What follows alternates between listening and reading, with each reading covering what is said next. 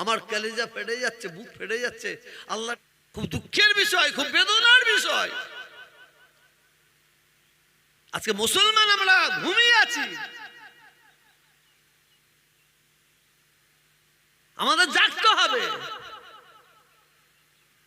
আমি বহু জায়গায় বলি, এ মুসলমান, এ মুসলমান, তোমরা তৈরি হও, প্রস্তুত হও, তৈরি হও। হিন্দুদের সঙ্গে আমাদের লড়াই করতে হবে, হিন্দুদের সঙ্গে আমাদের যুদ্ধ করতে হবে, খ্রিস্টানদের সঙ্গে লড়াই করতে হবে, যুদ্ধ করতে হবে, শিখদের সঙ্গে লড়াই করতে হবে, যুদ্ধ করতে হবে।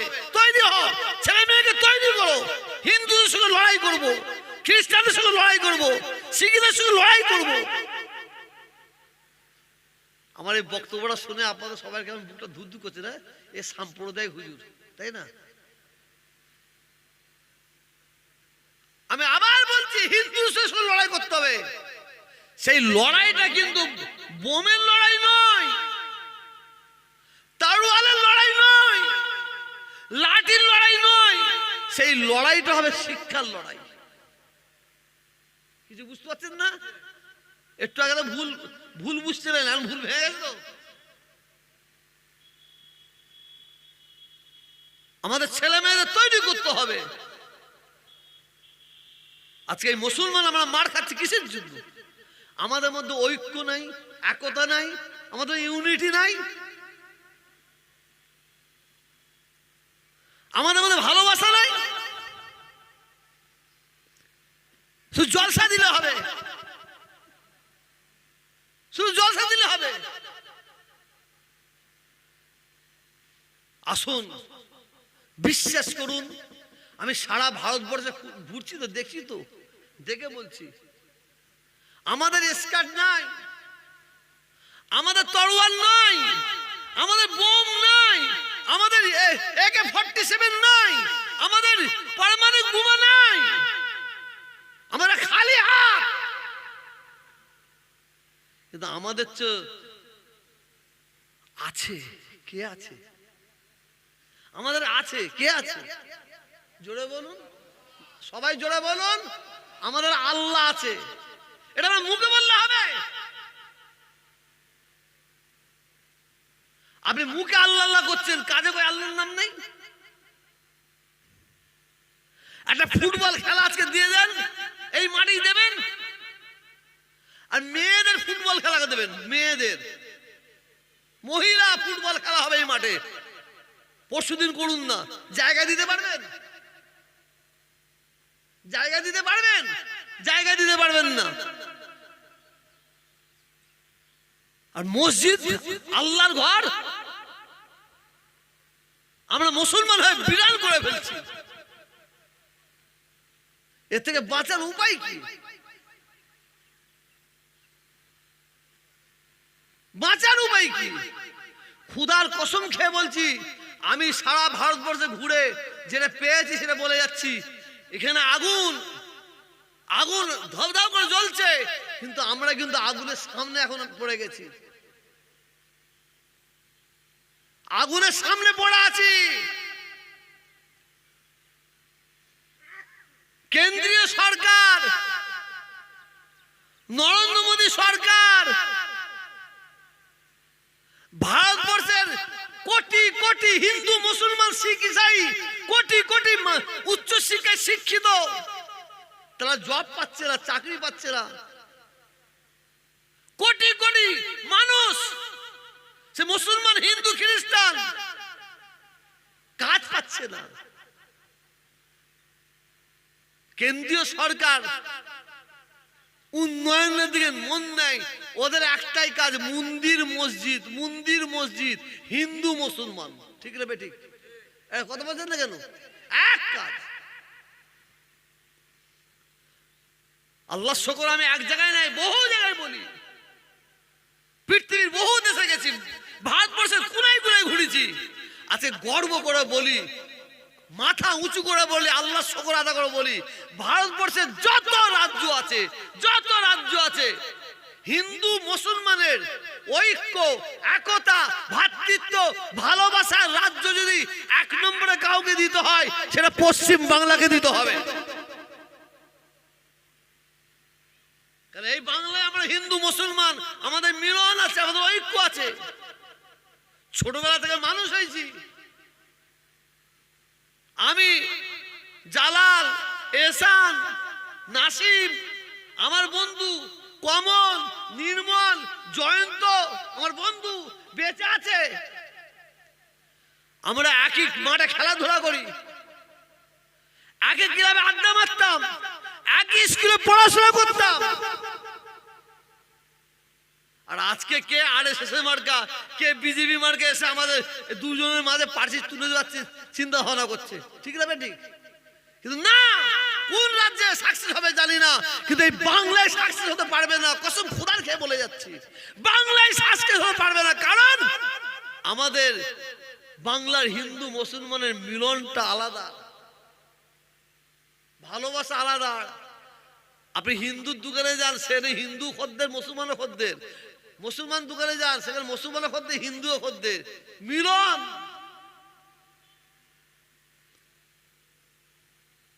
বিজেপি সরকার বহুদিন থেকে চিন্তা করছে বাংলাকে কিভাবে নেব, বাংলাকে কিভাবে দখল করব।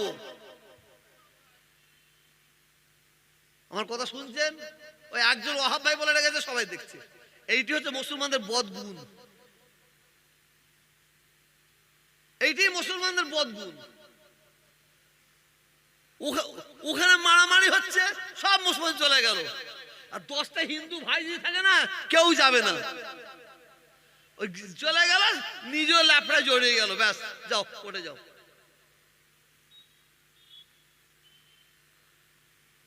আমার কথা বুঝতে পারছেন না? পারছেন না? আমাকে ভুল বুঝবেন না, ভুল বুঝবেন না। আমাদের মধ্যে ইউনিটি নাই, ঐক্য নাই, একতা নাই।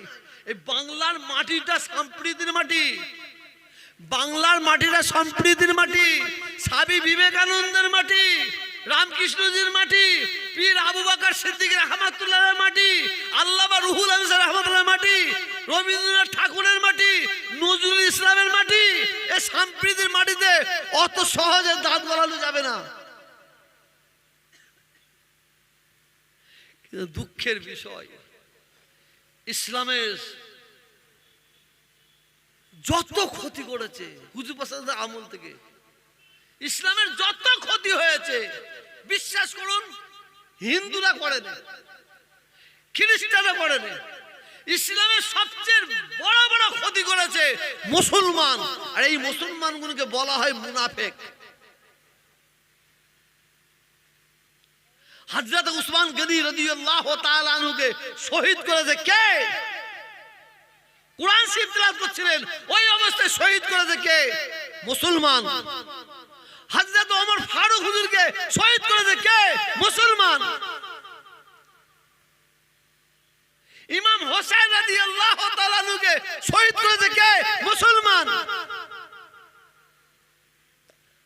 আর সেই রাস্তা এখনো চালিয়ে যাচ্ছে। আর বিশেষ করে ভোটের সময় আসলে তো মুসলমানদের বুনের মাস এসে গেল। ভোটকে কেন্দ্র করে আমার ওই পাড়ায় হিন্দু ভাইরা বাস করছে, 200 ঘর হিন্দু ভাইরা বাস করছে। দেখেন ওখানে মারামারি, কাটাকাটি, খুনোখুনি কিচ্ছু নাই। আর এখানে 10 ঘর মুসলমান আছে, লেগে যাচ্ছে, শুধু লেগে যাচ্ছে।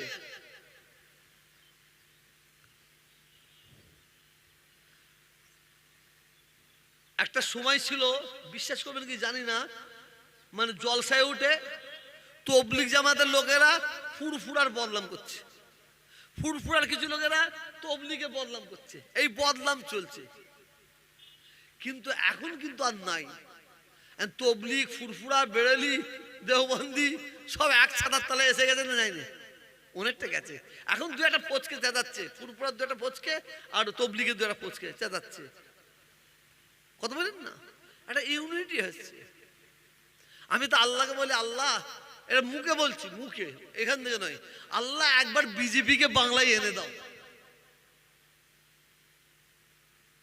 আমি মুখে বলছি, অন্তর থেকে নয়। আল্লাহ একবার বিজেপিকে বাংলায় এনে দাও। কিছু কিছু মুসলমান নাই খুটখাট করছে তো, বাবার নাম ভুলে যাবে। আমি আপনার এই জায়গাটার নাম কি, মালিয়াডাঙ্গায়, আমি এখানে বক্তব্য দিয়ে হিট করে দিয়ে চলে গেলাম। আমি তো ফুড ফ্রাই থাকবো, মুরগি খাবো, পাড়া খাবো, আর আপনার ভাই ভাই মারামারি করবেন।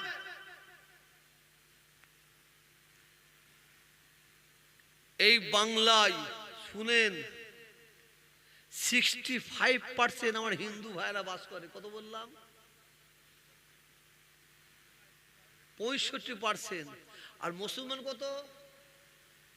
35। আচ্ছা বলুন তো, যদি আমার হিন্দু ভাইয়েরা সব একদিকে হয়ে যায়, বলে আমরা বিজেপিকে ভোট দেবো, রুখতে পারবেন? এই কথা বলছেন না কেন?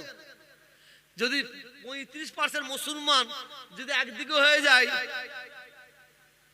এমএলএ হতে পারবে, প্রধান হতে পারবে? চালাকি করার জায়গায় পাওনি। বাংলার মুসলমানের আমাদের ইউনিটি, হিন্দুদের ইউনিটি, এটা ভাঙার জন্য বড় প্ল্যান করলো। কি করলো? কয়েকটা মুনাফেক মুসলমানকে ছেড়ে দিল। কত টাকা নিবিলে, রেকর্ডিং হচ্ছে,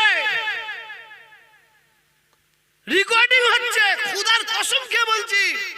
বিজেপির বড় নেতা আমাকে ফোন করে বলছে, বিশ্বাস একটু আপনার সঙ্গে সাক্ষাৎ করতে চাইছি, আপনি দিল্লি একটু আসুন। আমাকে ডেকেছে, আমি যেতে পারবো না। ওয়েলকাম, আপনি ফুরফুর আসুন। আমি দিল্লিতে গিয়ে কথা বলি, মৌসুমপাড়া বলে হাই মাল খেতে যাচ্ছে। কি করতে হবে?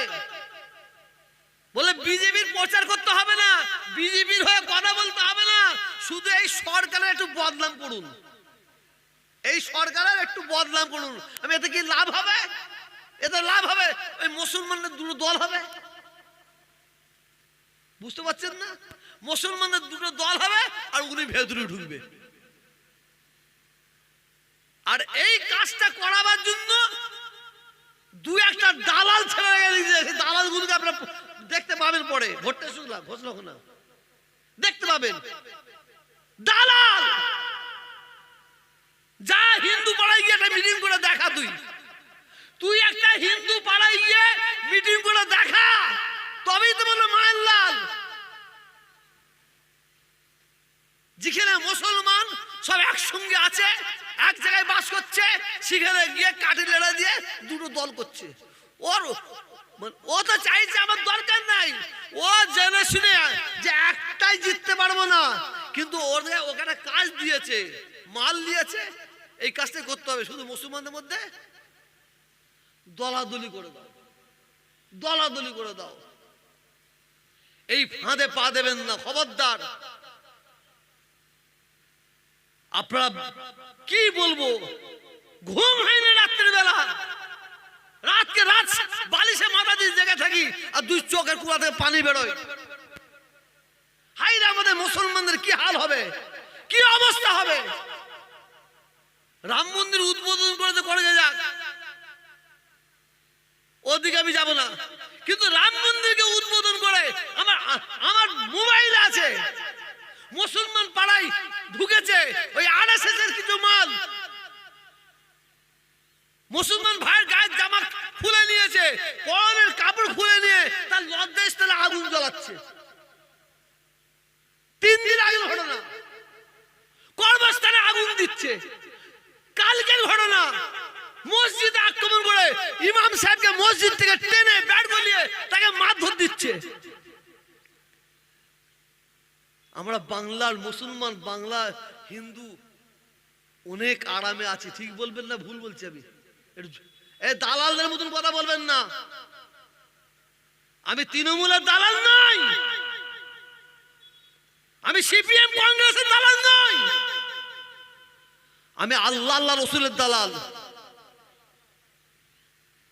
বললেই মানে তোহা ভাই তো হবে কিছু মাল পানি পেয়ে গেছে বলে বলতেছে, অত সহজ নয়। তোর টাকায় পিচ্ছা পড়ে দি। আমি জুলফিকারের বাচ্চা, আপনার জোরহাত করে বলছি, আপনার সকলের পায়ে হাত দিয়ে বলছি, এমন ভুল করবেন না। সেই ভুলের জন্য আপনার আমার মায়ের, আপনার আমার বোনের ইজ্জত যাবে। এমন কোন ভুল করবেন না যে আপনার আমার ভুলের জন্য আপনার আমার আল্লাহর ঘর মসজিদে আঘাত আসবে। আমরা কিছু তেরেঙ্গা খোর আছি, গুটকা খোর, গুয়া খোর, নামাজের ধার ধারেনি, খুব চেঁচাচ্ছে, ফচকে মুরগি দৌড়ে হাঁকবার জন্য। আমাকে সত্যি বলছে আপনারা, আমি এ ওয়াজ করতাম না, দরকার নাই, ঘুম হয় না। আমরা আগুনের সামনে দাঁড়িয়ে আছি, আগুনের সামনে দাঁড়িয়ে আছি, একটু ভুল করলেই পিছনে যাবেন আগুনের ভেতরে। আর চারিদিকে রাক্ষসরা তারা অপেক্ষা করছে কোন দিন বাংলাটাকে লোব। ওরা যতদিন অপেক্ষা করবে, নিতে পারবে না, নিতে পারছে না, তার জন্য আমার মতন আপনার মতন কয়েকটা দালালকে ছেড়ে দিয়েছে। ছেড়ে দিয়ে বলছে শুধু মুসলমান পাড়ায় গিয়ে শুধু ঘেঁটে দাও, ঘেঁটে দাও।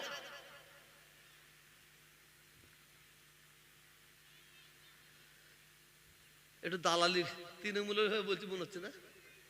এ ভাই বলুন না। হ্যাঁ হ্যাঁ বলবে। আমি কার হয়ে বলছি না বলছি আমার আল্লাহ ভালো জানেন, আল্লাহ ভালো জানেন। আমরা পীরের আওলাদ, আমরা পীরের আওলাদ, আমরা রাজনীতি, আমার বাপ দাদা 14 পুরুষ রাজনীতি করে না, করছে না, করবে না। আপনারা পীরের আওলাদ হিসেবে ভালোবাসবেন, এতে আমার কোনো আপত্তি নেই।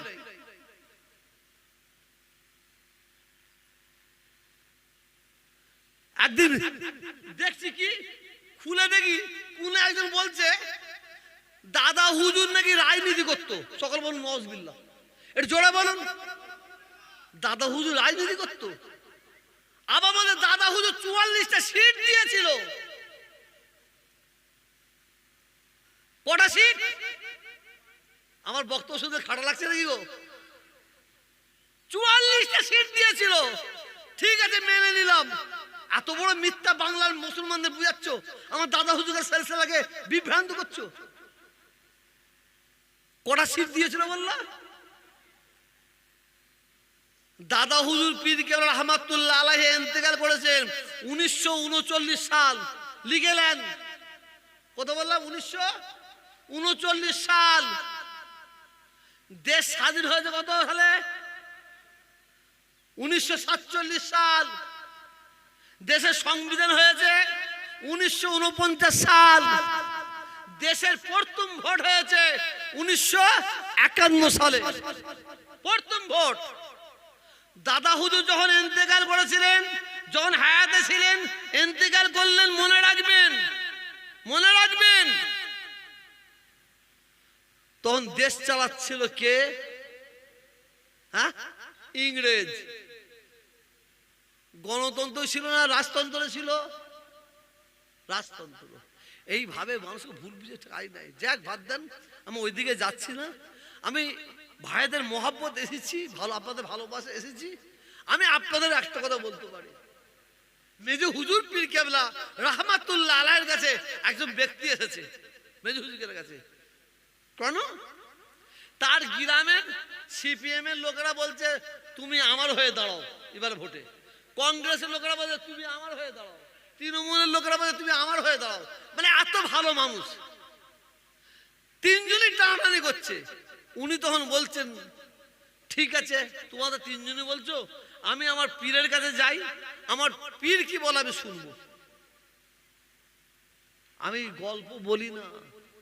মেজু হুজুর কেবলার কাছে এসেছেন, বলে হুজুর সিপিএম, কংগ্রেস, তৃণমূল তারা বলছে আমাদের হয়ে প্রার্থী হও, কি করবো হুজুর বলুন। আমি বলেছি আমার পীর যা বলবে, যে পার্টিতে দাঁড়াতে বলবে আমি সেই পার্টিতে দাঁড়াবো। মেজু হুজুর বলে যাও, চলে যাও। আমি আবু জাফর বলছি, তুমি নামাজ পাঠিয়ে দিয়ে দাঁড়িয়ে যাও। বলছে আমি আবু জাফর বলছি, যাও নামাজ পাঠিয়ে দিয়ে দাঁড়াও। আজকে কম শেষ হয়ে যাচ্ছে, ধ্বংস হয়ে যাচ্ছে, কারণ মুনাফেক, কাফের হচ্ছে ভয়ঙ্কর মুনাফেক। আল্লাহ আমাদের সবাইকে হেফাজত করে, বলুন আমিন। একটু জোরে বলুন আল্লাহুম্মা আমিন। আপনারা ভাই ভাই মিলেমিশে থাকবেন। আপনার এলাকায় হিন্দু ভাইয়েরা আছে, মায়েরা আছে, বোনেরা আছে, মুসলমান ভাই আছে, বোন আছে, মা আছে, আপনারা একসঙ্গে মিলেমিশে থাকবেন। খবরদার, খবরদার, এক জায়গায় থাকবেন আপনারা। বললে বলে হুজুর কি বলছেন, কলিজা ফেটে যাবে, বুক ফেটে যাবে।